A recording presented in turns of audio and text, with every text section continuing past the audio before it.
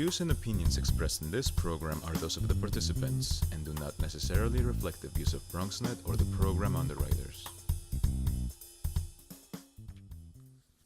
Hello and welcome to Open, the one and only show that opens the Bronx and the rest of the world right to you. I'm your host, Darren Jaime, and today we're going to update you on what's happening in and around our borough. Coming up on today's show, we'll give you an update on what's been going on right here in the Bronx. Plus, we'll update you on everything that happened during primary night, and we'll recap the election results. After that, we'll find out what rights DACA recipients have now that their fate lies in the hands of Congress. And then we'll find out the different services ACS offers for children, families, and the youth. And we'll sit down with the real estate specialist who'll give us some very special tips if you're interested in buying a home.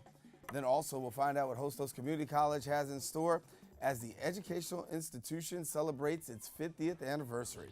And then finally, we'll sit down with one fashion designer to discuss some fall trends along with some upcoming events, this taking place during New York's Fashion Week. So stay tuned because all this and much more is heading your way because right now we're officially open.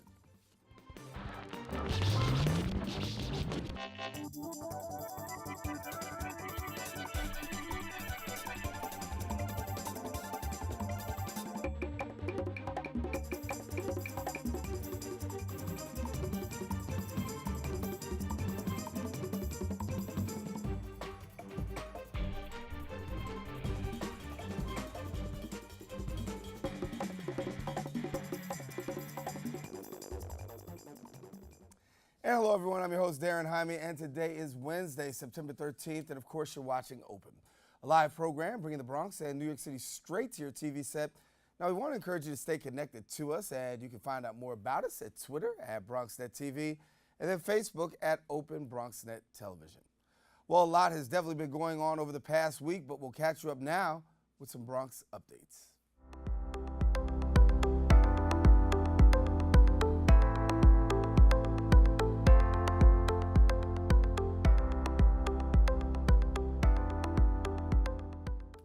Well, it's the morning after, and the results of primary day are now in, and we have the recap of the results all across New York City. In the race for mayor, New York City Mayor Bill de Blasio won handily, receiving more than 326,000 votes in his re-election bid. Here in our borough, Bronx Borough President Ruben Diaz Jr. defeated former staff member Carmilla Price with 86% of the vote. In the race for the City Council in District 12, incumbent Andy King was the winner. Over in District 13, Mark Jonai had a hotly contested race, edging out Marjorie Velasquez.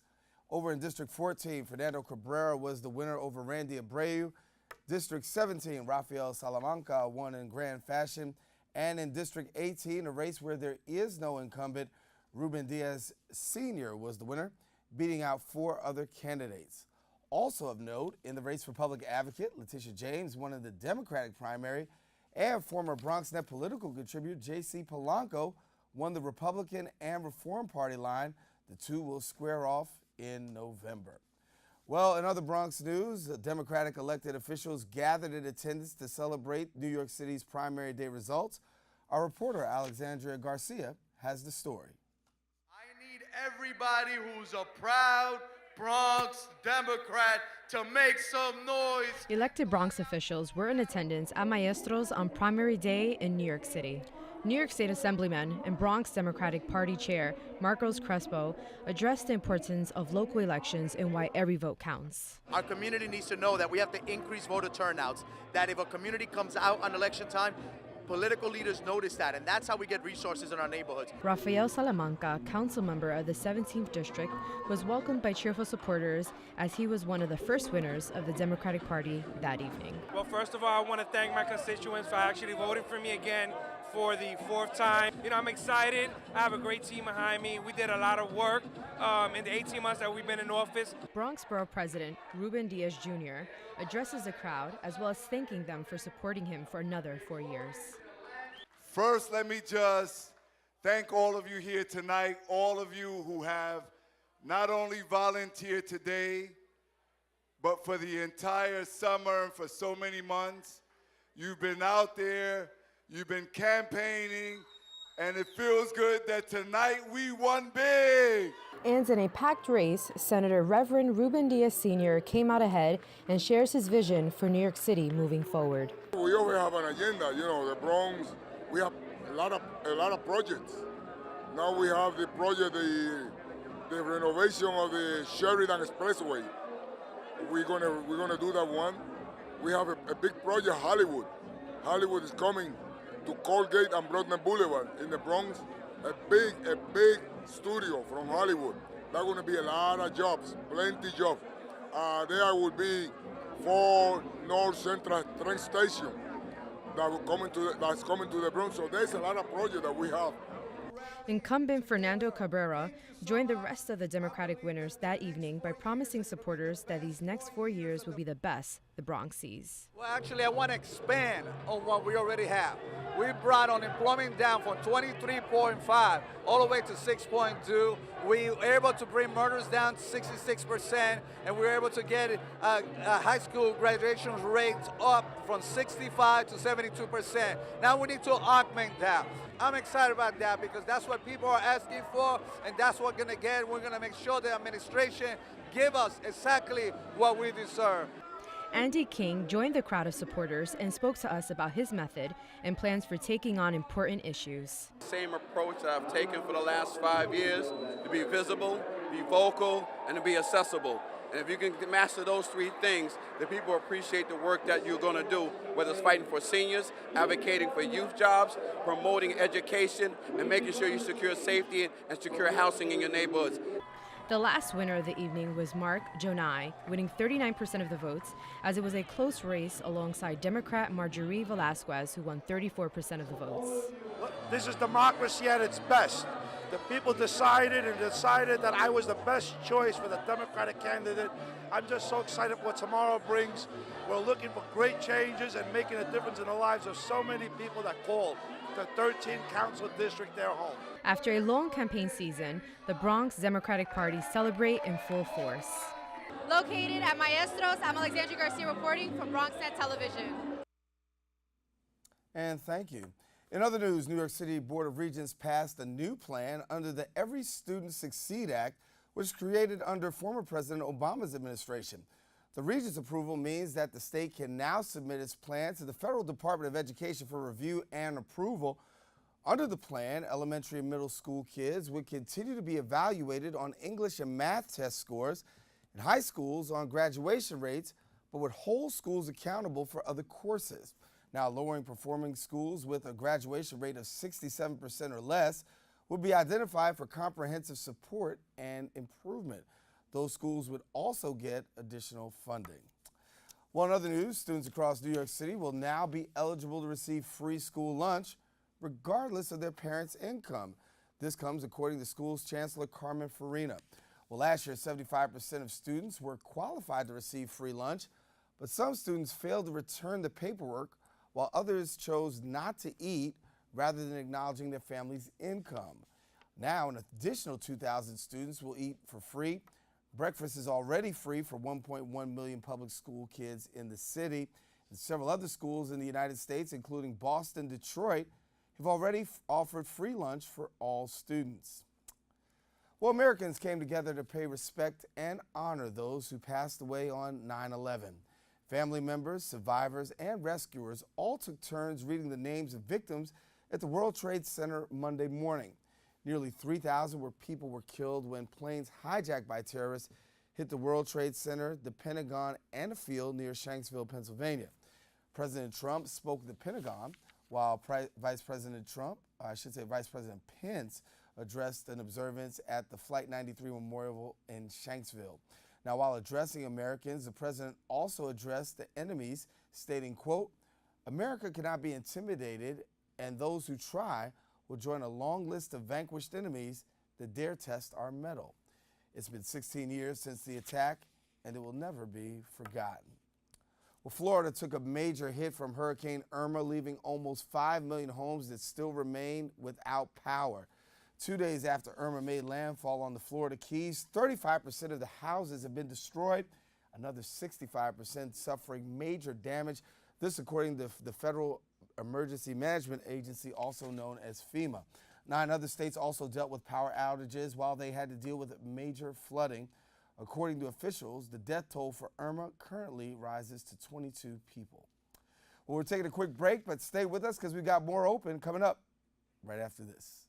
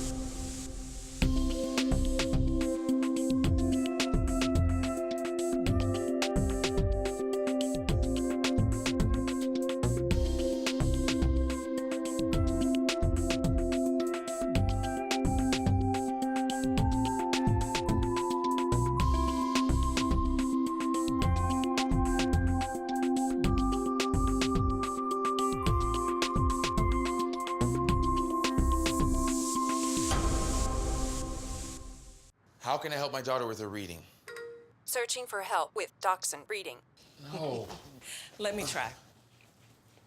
Sarah's bright, but when she's reading, she has trouble sounding out words. Playing world music. What? I give up. Wait, I was trying to show you how Sarah feels every day. Frustrating, isn't it? Redirecting to understood.org. Join parents and experts at understood.org, a free online resource about learning and attention issues to help your child thrive.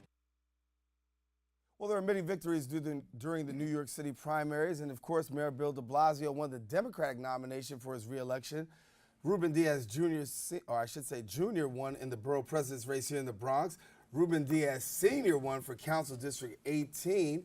And here now to discuss the winners from the New York City primaries. We welcome now the owner of Retrovision Media, our political commentators also, Lee Bynes, and good to have you. Good to be back as usual. Listen, let's talk a little bit on this local front. What does it mean, of course, Mayor Bill de Blasio winning handily in his Democratic primary, much saying that have said the mayor deserves a whole lot of criticism for his first term in office, but it looks as though he's on his way to a re-election bid. Well, you know what, rather than delve into the obvious, because you're going to get that pretty much everywhere, let's take a different angle on this. He won by a landslide, there's no question about that. But when I added up all of the numbers by all of the contestants or the people running against him, it was pretty meager, to say the least. And if you go across all of the candidates who run, the incumbents, et cetera, those vote totals were extremely, extremely low. Now, I know that BronxNet has done a really fabulous job.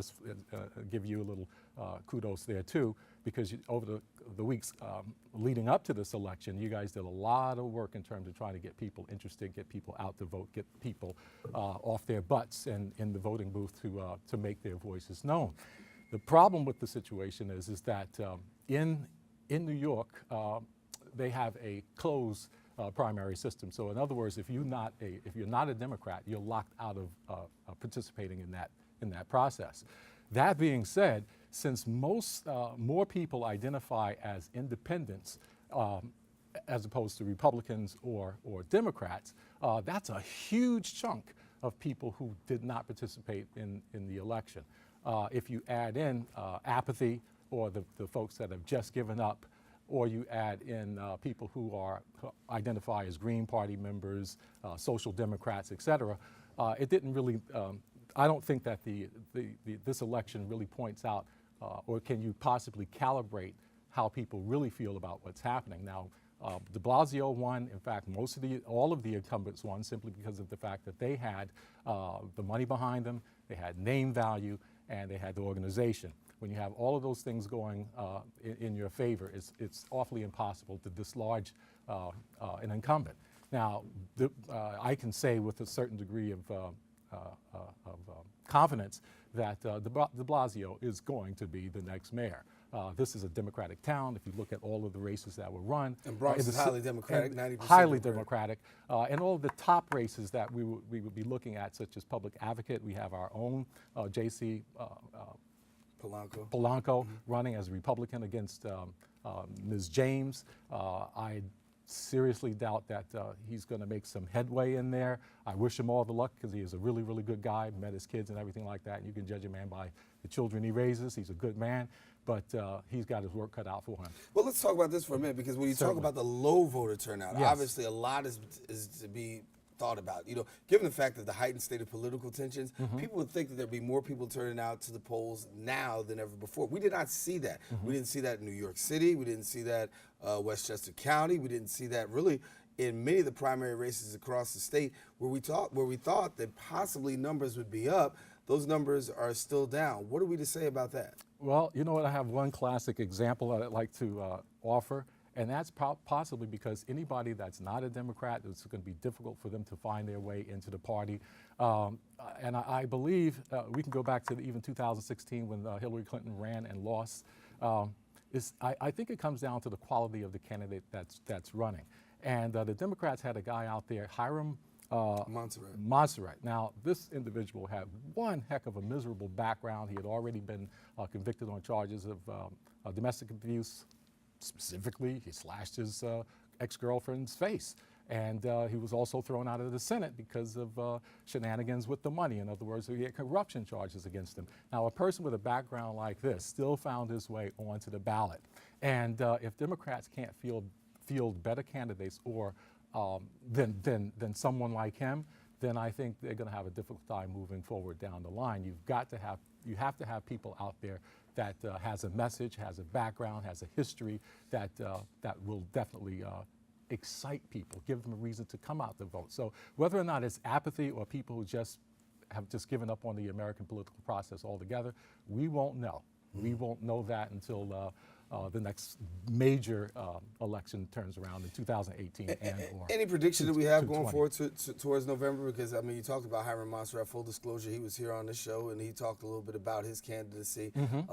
But yet and still, he said that there were voters who really were behind him. Obviously, we saw the numbers as of yesterday. But can we predict possibly a greater turnout come November, or is it just people are just not so into the primaries and we'll see somebody more at the general side? Well, you know what? If history is any guide, I would say that the turnout in November shouldn't be too much larger than it is right now. What you saw in these primaries will probably be indicative of what you're going to see going down the line. Again, it falls back to the same thing: the candidate, the message, and the person's character. Those are all things that count a lot. And until we can find some people with some, I don't know, real personality, just your garden variety politician coming up and pitching a platform is just not going to do it. And again, I don't want to put down the fact that the platform. I think a lot of voters now are smart enough not to look at the politician, but look at the platform that they represent.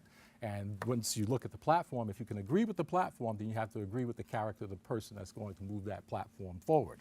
And there's not very many people out there right now that can make that happen. Well, I wanted to recap some of the numbers, and I want to take a quick look at some of these numbers here.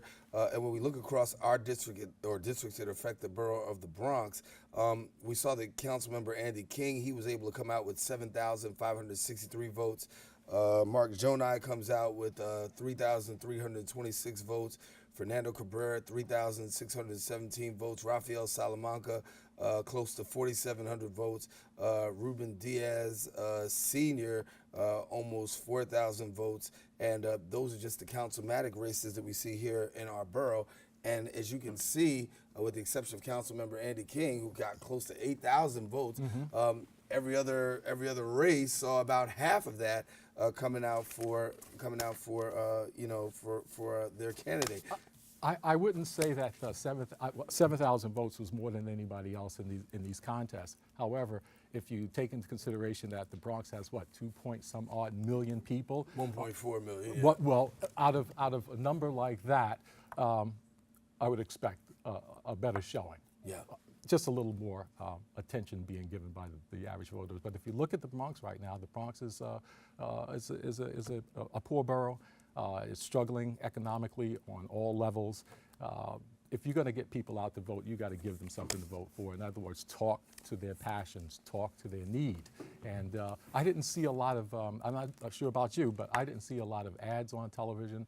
I think the politicians pretty much took the voters for granted. So a lot of ad buys were not made in this campaign process. Obviously, the bite didn't match the bark on this one here. And Not of this course, time. Not this time. Lee, thanks a lot. Going to take a quick break. Got more shows. Stay with us. We'll return with more, including a discussion on immigration and the latest with DACA. That my voice sounded like a possessed baby doll. That no one would ever love someone as stupid as me. That I was fat, ugly. Disgusting. The effect of bullying is potent. We will no longer be the silent majority. Now, when you see online bullying, there's something you can do about it. We're gonna take action with the I. I am a witness. I am a witness. I am a witness. I am a witness. I am a witness, and so are you.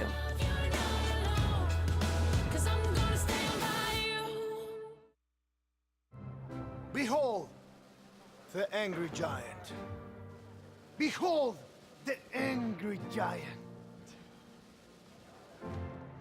Behold, the angry giant.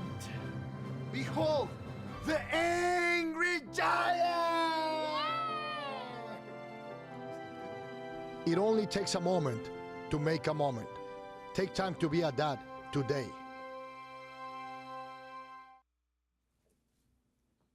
Well, the the Trump administration recently announced the end of DACA, a program offering protection to thousands of undocumented immigrants brought to the U.S.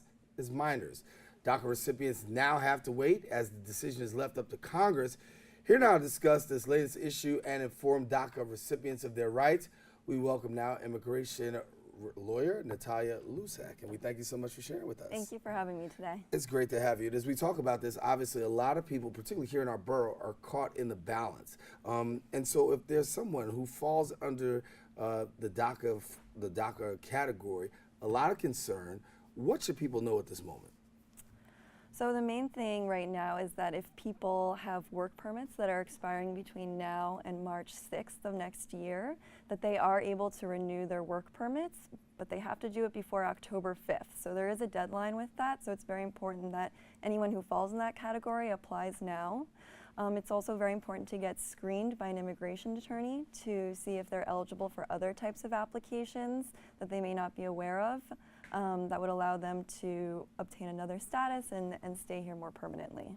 And when we talk about staying here more permanently, obviously we know that that's left up to Congress right now. And so if Congress decides that can, but what do people do right now in the interim? Because there's a lot of work that needs to be done in this process. And I was talking to someone just the other day, and they were saying, I really don't know about school. I don't know about moving forward like that. How would you advise somebody to proceed? Their work permits will be valid until they expire. At that point, we'll have to see what happens in Congress. If their work permits expire, unfortunately, those DACA recipients would not be authorized to work in the United States. In terms of school in New York State, DACA recipients have been eligible for in-state tuition. I'm not sure if that will continue moving forward. I think that would be a state decision, so we'll have to see what happens with that. Also, there's the DREAM Act that has been passed by the Assembly, but is now will be debated in the Senate, the state Senate, to see if students, undocumented students, can get scholarships in New York State. Yeah, we know that's still up for debate. Now talking to us, because DACA recipients do have Social Security numbers. Correct. So what happens now with the Social Security number, given the fact that, hey, this still remains on the table? The Social Security number is still theirs, actually. It does say on it valid only with work authorization, so the fact that they will not have a valid work permit if this program is not able to continue based on what happens in Congress, then technically they won't necessarily be able to use it to work, but they still will have a Social Security number that is theirs. So they can keep the number as long as they're working, technically. Technically, it's still their number. Even after it expires, it's their number, but a lot of employers want to see the work permit to allow people to work. But in terms of using that Social Security number for possible scholarship applications and things like that, it is still their number. Mm-hmm. So with this decision, obviously, it lies, as we continue to say, in the fate of Congress right now. But those who fall under DACA still do have rights. So as a lawyer, please advise some of the people who may be watching right now, what rights do I still have, given the fact that the president has made this decision? Immigrants and all undocumented people or documented people have certain rights under the Constitution. One that I always talk about is a right against unreasonable search and seizure, which basically means if immigration or police come to their home, they should have a warrant to enter, or they need permission from an adult in the home. So we advise our clients to, if someone knocks on their door saying they're police or immigration, to ask that they put the warrant under the door and see that it's signed by a judge, that it has a name of someone who lives in the home, and that it has the correct address. If it doesn't have that information, that person does not need to allow immigration or police in the home. Another right is the right to remain silent. So if someone is approached by an immigration official in the street, for example, the only information they're required to give is their name, but they don't have to say where they're from, what their status is, where they live, or any information like that. They also have a right to due process, which means that before someone is deported from the United States, in many cases, they have a right to go in front of an immigration judge and make a claim for why they should be able to remain in the United States and not be deported. And in immigration court, they do have a right to be represented by a lawyer. Unfortunately, it's not paid for by the state, but they do have a right to have a lawyer in court. And here in New York, obviously, we understand that there's a little bit more leniency. And of course, the governor says that New York is going to be one of those sanctuary states. So does this give much more advantage to people who fall under DACA right now? I think that we are fortunate to be living in New York City and New York State, where there's so much support for immigrants and funding for services such as providing attorneys in immigration court, because that really makes a difference for someone's immigration case if they're represented by an attorney. So those types of things definitely help immigrants living in New York State. When is the specific time that an immigrant has to disclose his or her status? So you're saying, like, you know, if they come, if you're stopped on the street, I could just say my name. I don't have to say where I'm from. Is there any particular time that I do have to just say where I am from? No. I think that you do have the right to remain silent. Better to not say anything than to lie. That's always, so saying that you are a citizen or saying that you do have a status that's not true is worse than just saying nothing at all. Right, invoking the right to stay silent Exactly. This is the most important thing. Natalia, thank you so much for coming and Thank sharing you. with us. Of course, it's valuable information because many immigrants are currently in the borough of the Bronx. As we said, we're home to 1.4 million people. Many of those people who are watching do fall under this category. So if you have any questions, make sure that you reach out. The information is at the bottom of the screen. You could touch base with Natalia or somebody else. That way you can find out. You become better informed under the current set of circumstances. Natalia, once again, thanks for coming to share with us. All righty, listen, we're taking a quick break. Stay with us. We got more open coming up. We'll be right back right after this. I'm only 17, but I know about investing. Believe in something, buy shares in it, watch it grow. So, what if you could invest in the future? The future of kids, like a stock. Not the kind of stock that's about making money, but a stock for social change. A whole new kind of investment called Better Futures. When you invest, it helps kids go to college. I could be one of the first college graduates from my family. The first philanthropist from my neighborhood. And if I'm the first, then maybe there's a second and a third. Believe in us, invest in us, watch us grow. My name is Sydney, and I'm your dividend.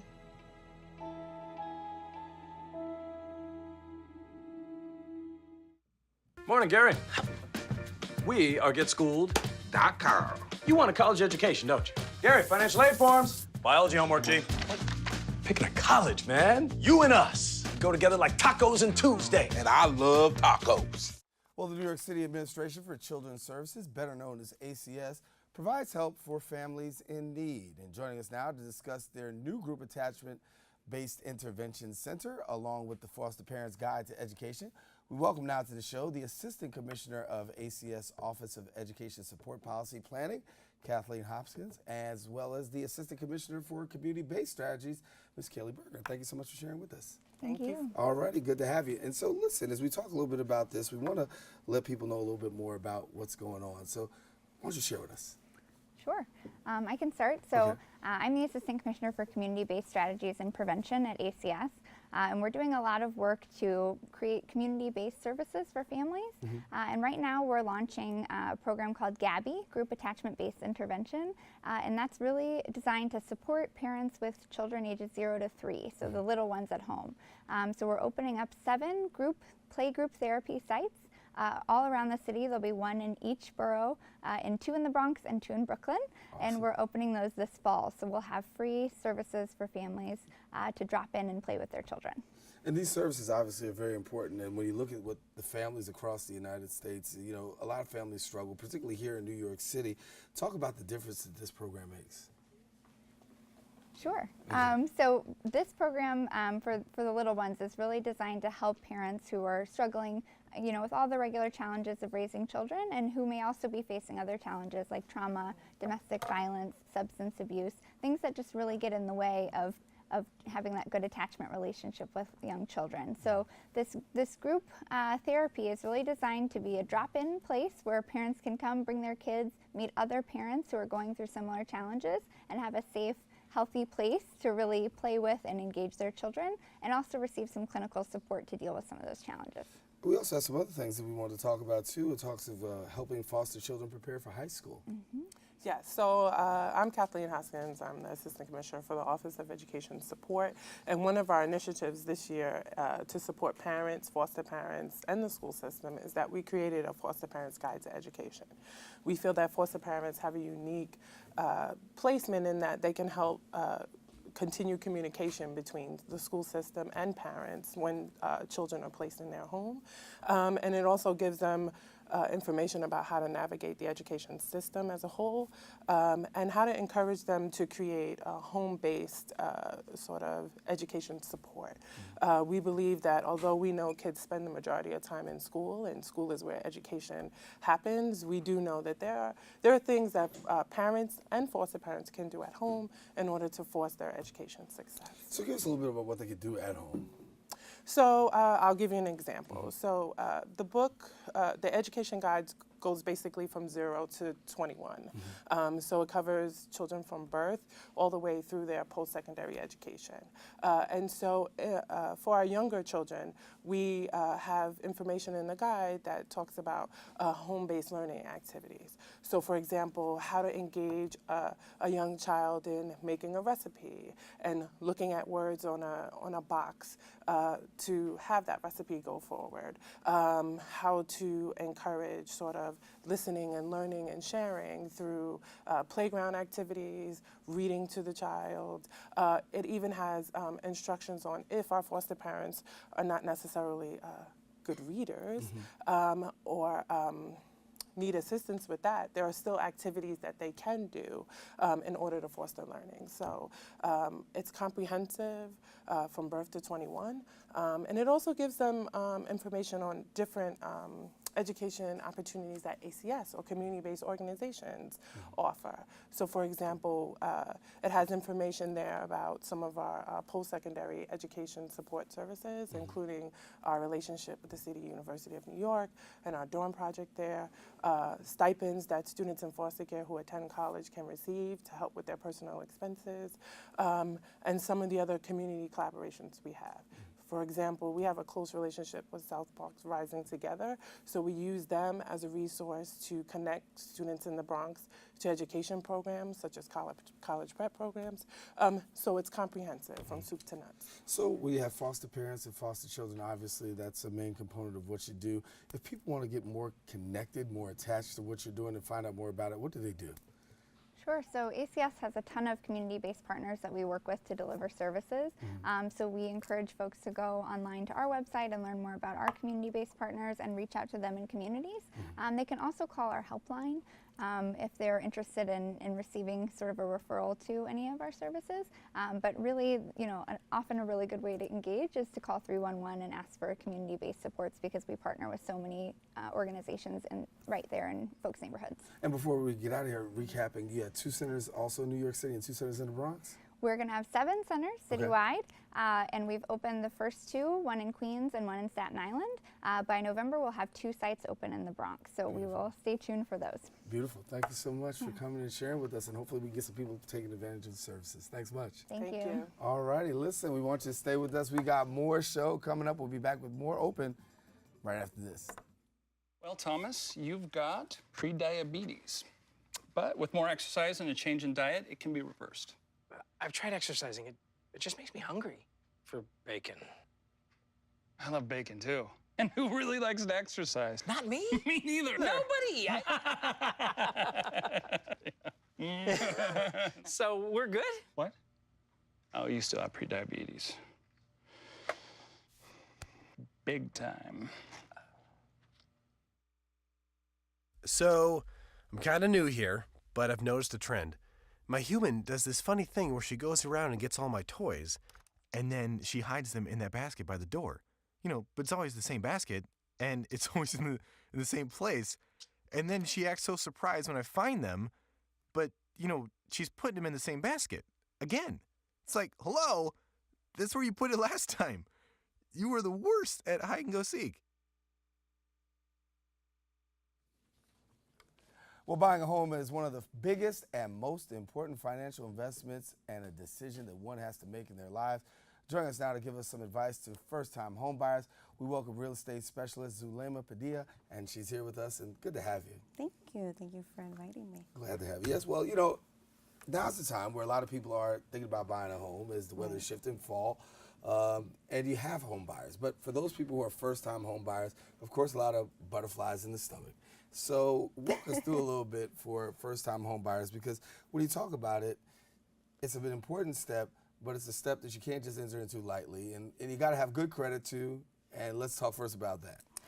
Well, credit, I think, is the most important thing. I mean, standard, you can have a credit of 580, just, you know, just to begin. But obviously, I would never suggest 580. Always try to, you know, have something between 650 and up, just to kind of start. The process is not that hard.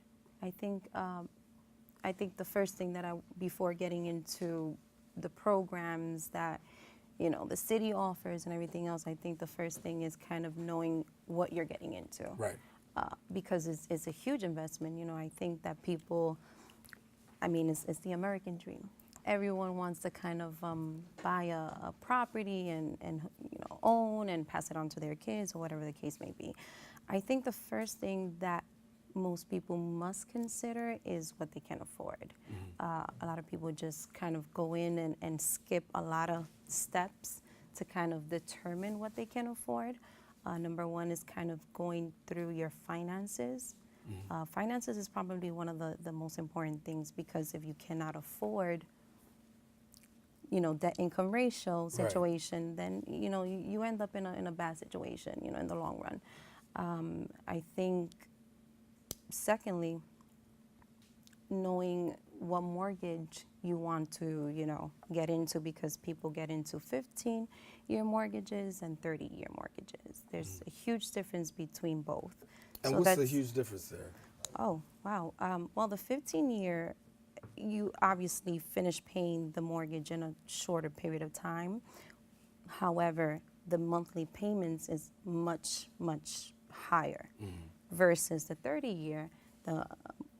It's you know, it's smaller payments because it extends throughout 30-year period. Right. So and I want to bring that to clear to viewers, because somebody says, oh, 1530, but really don't know the difference between. You could end up possibly paying more in a shorter period of time. Right. It really depends what you know, your finances look like. If you can afford a 15-year, then definitely go for it. The thing is that you can actually mix and match it. You know, when you go a little further in, you know, when you actually sit down with a mortgage lender and kind of discuss these options, is definitely something that you have to, you know, run by them, just to kind of see if it's an option, because you can mix and match. You can actually have for instance, a lot of the millennials, for example, they want to buy a home, and, you know, in 5-10 years, they're going to move out. So, you know, it defeats the purpose to do a 30-year if you're going to sell within 5 years. you know, and a mortgage lender can kind of, that's not my specialty, Right. but, you know, it's something that you should bring to the table when you're choosing a mortgage. So what are some of the common mistakes that people make in this process? Wow. So many? A lot. Uh-huh. Yeah, I think number one, of course, the budgeting. You know, finding out what's, you know, what you can afford. Not hiring an agent. You know, I think that's I think that's number one, actually, because, you know, you go into an open house not knowing really what's going on, how to go about it, and an agent really is going to guide you through the process of the home inspection. You know, you buy a home, you want to know if there's no issues, if, you know, the roof is not going to fall down on you, you know, within a year or months just moving in, which I've heard many horror stories. So Right. it does happen. So an agent kind of can guide you to a home inspector that can, you know, do their due diligence in finding out if this home is good for you and your family. Making sure that when you move in, location, right? So a lot of people choose to perhaps go to Westchester or upstate or whatever they choose to go to. I think what most people do is that they don't do their research. You know, what's going on in your neighborhood? You know, what's the home value right now? 3 houses down from the one that you are potentially going to buy. Because if you're buying a home that is $300,000 and there's 3 homes down the block that is worth $150,000, which obviously these are not Gross, right? Exactly. right. This is just an example. You're gonna run a financial deficit, you know, in the long run, because either you see that there's no appreciation, you know, during the time that, you know, this home has existed in this block, so to speak, or you may hit the jackpot and you may be able to buy something that's going to be valuable in a few years. Valuable information. Before I let you go, I want to ask you one quick question about mortgage approvals. We know about banking and the financial industry. Are things better, things worse? I think it's always a good time to buy. You just really have to make the right decision how you're going to buy it. Well, mortgages, you're going to choose. So it's definitely a financial risk, but you got to take risk. Right, Yeah. there you go. Thanks so much for coming to share with us. Absolutely. Of course, we want to give you some tips about being that first-time home buyer, so stay with us. Listen, taking a quick break. We got more shows. Stay with us. We're coming right back in just a few.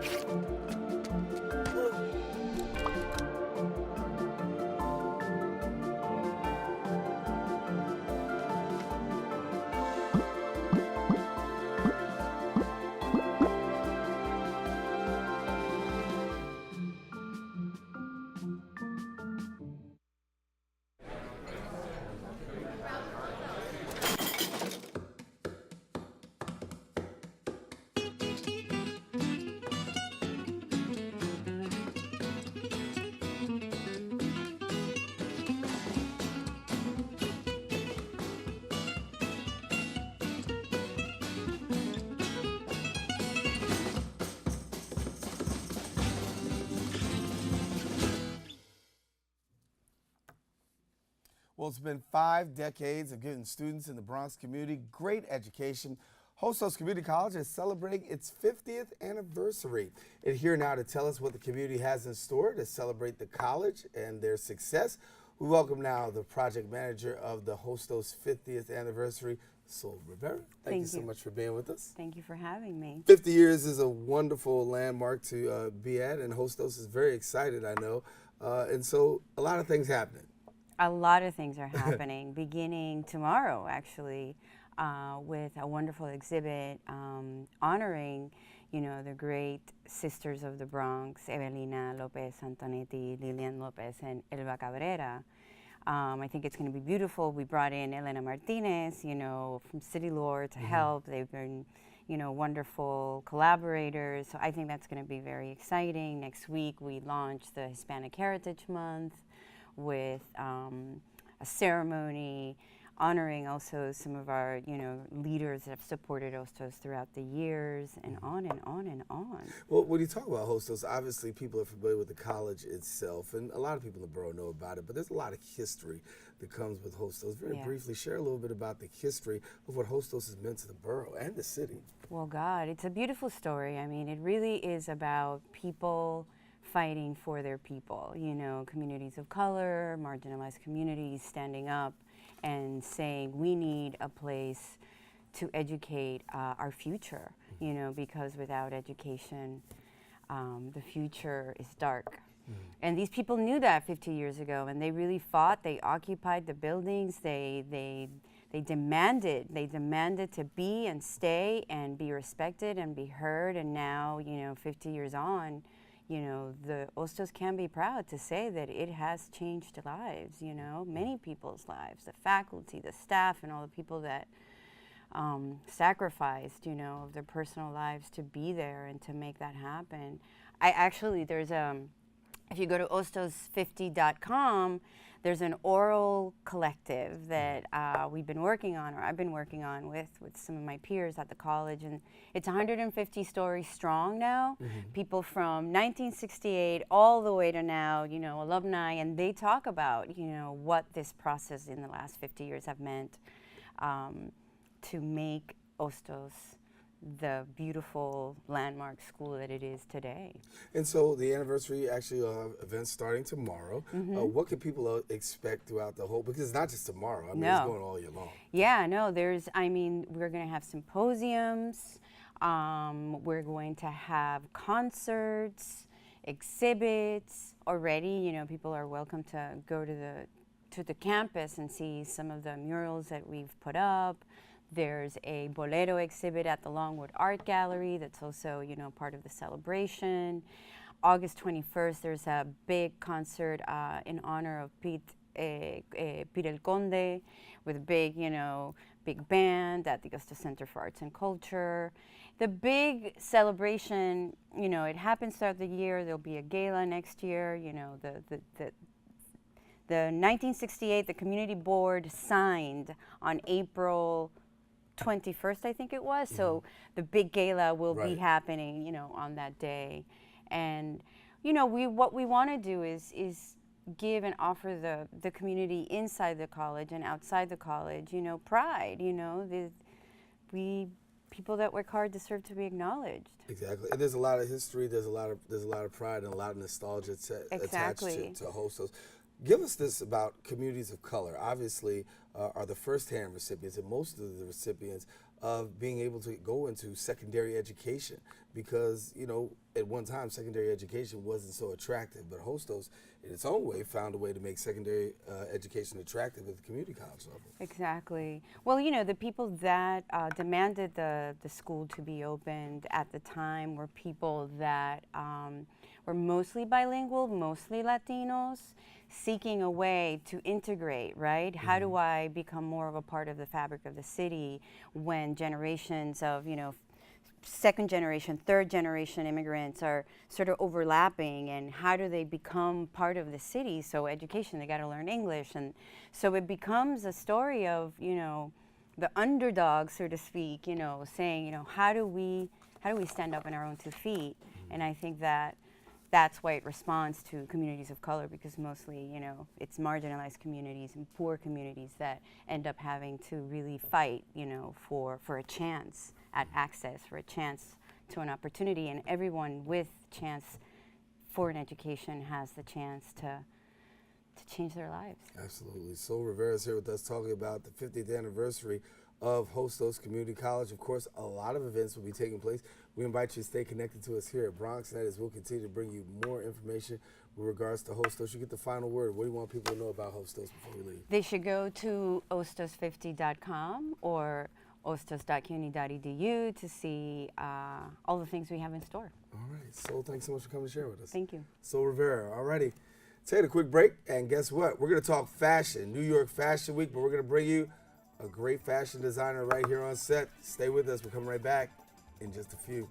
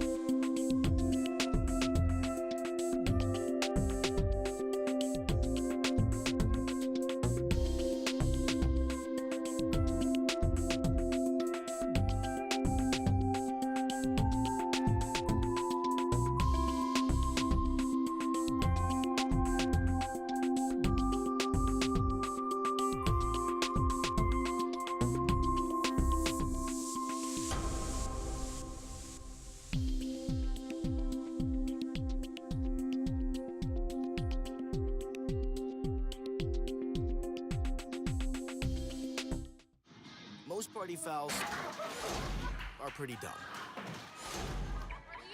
But if you decide to drink and drive underage, you could lose your license and your freedom. Underage drinking and driving, the ultimate party foul.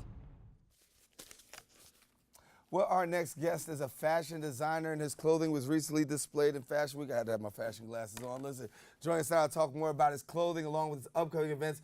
We welcome now Chooks Collins, and pronounce your name for me. Ade Adegoke. See, let's try saying that twice. Say it again. Ade Adegoke. Ade. Ade Adegoke. I tried it. I almost got there. Good to have you, Ade. Good to have you, Chooks. Thank you very much. It's a pleasure. Congratulations. Thank you. I mean, we've had you on the show before, and we talked about, your work, and your story is epic. But now you're also going to be a part of New York's Fashion Week again. And so this time, bigger, better, and brighter. Yes, definitely. I'm very passionate about this coming project, which is actually tomorrow, September 14th. I'm partnering with Oando Foundation. It's a foundation based off of Nigeria, but they have the U.S. office here as well. What it basically do is women empowerment through little children. The children are the future of tomorrow, and in Nigeria precisely, lots of kids are out of school. And what they do with their foundation is try to help those kids get back to school. And so this fashion show, of course, will definitely do that and provide some assistance. And talk to us about that. Well, education is in crisis in Africa, especially in Nigeria. We have about 10.5 million children out of school. It's the largest number globally. 10.5 million? Yes, it's the largest number of out-of-school children globally. And what the foundation is trying to do is, since our establishment in 2011, contributes to ensuring that children get back into school and get above all the challenges that they would have in Nigeria. So for instance, the challenge of teacher quality, the challenge of even the classrooms. Some of the children sit on the floor. Most children in public primary schools sit on the floor. So what the foundation does is we have a program called the Adopt a School program, which Chooks is supporting with his fashion show. All the proceeds from fashion show would go to the schools back in Nigeria. We have 80 of those schools. It would support water supply, support toilets, for instance, supports furniture in those schools, training of the teachers, for instance. And he's chosen the schools that he'd like to support in northern Nigeria. We have a huge crisis with regards to the Boko Haram crisis and about 2 million children being displaced. So what the foundation is doing through the Adopt a School program is adopting those schools, supporting children, ensuring that we have loads of out-of-school children back into school. At the moment, our target till next year is about 60,000 of those children.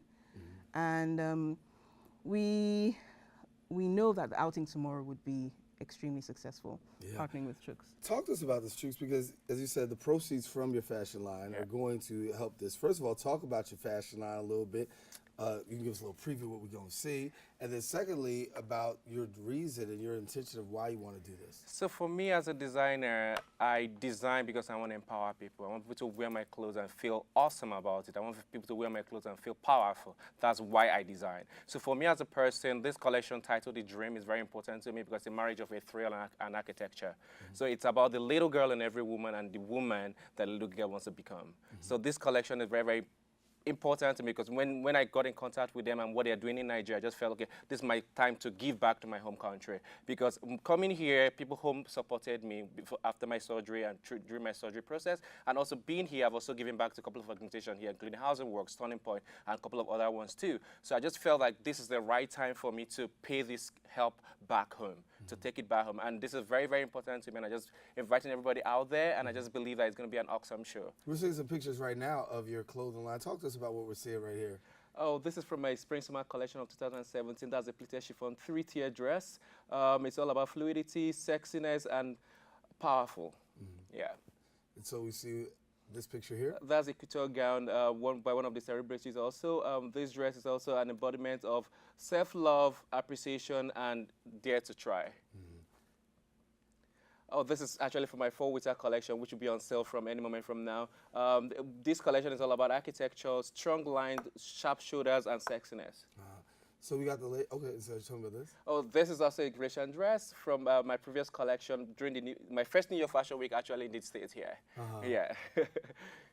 Yeah, this is also another couture gown that I made. It's all hand-beaded, and it's all about the ball evening classiness and elegance. Now, how long does it take you to design when you do something like this? Oh, the design process is a very long period. It starts from the concept and creating your mood board, defining your story, defining why you're designing what you're designing, to fabric selection, colors, and eventually sewing the garment. So sometimes it takes up to 6 months, sometimes more. Wow, wow. Yeah. And for the young ladies, of course, in Nigeria, and a lot of students will be impacted by this, what does it mean to have somebody like Chooks be able to come and donate his fashion line to basically helping back home? It means a lot. You know his story. Yes.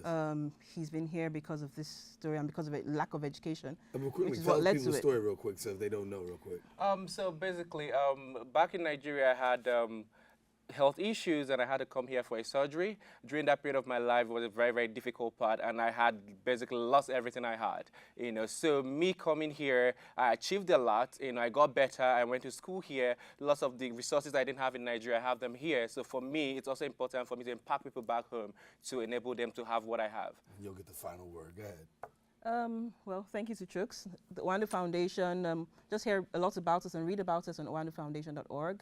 Support children back in Nigeria to get a better future. Thank you very much for having us. No, we're glad to have you. So now if somebody wants to check you out, they'll be checking you out at New York Fashion Week. And where are you going to be? 172 North Lock Street. That's tomorrow by 6:30 p.m. Everybody come out. All right, then we want to tell everybody to come on out. Good to have you. Thank you very Congratulations much. once again. Thank Keep up you. the great work. Thank you for the work that you're doing overseas and helping. I did not know 10.5 million children displaced outside of school. That's major. All right, well, listen, we've come to the end of our show today. We want to thank our guests for joining us, but most of all, I want to thank you, the viewer, for now tuning in. Now, if you missed any part of today's show, you can catch the Recablecast at 5 and 10 p.m. on Optimus Channel 67. If you have Verizon Fios, we're on Channel 33, or catch us anytime on the web at bronxnet.org. For all of us here on the set of Open, I'm Darren Jaime saying stay safe, keep this channel wide open, and we will see you soon. Take care, and God bless.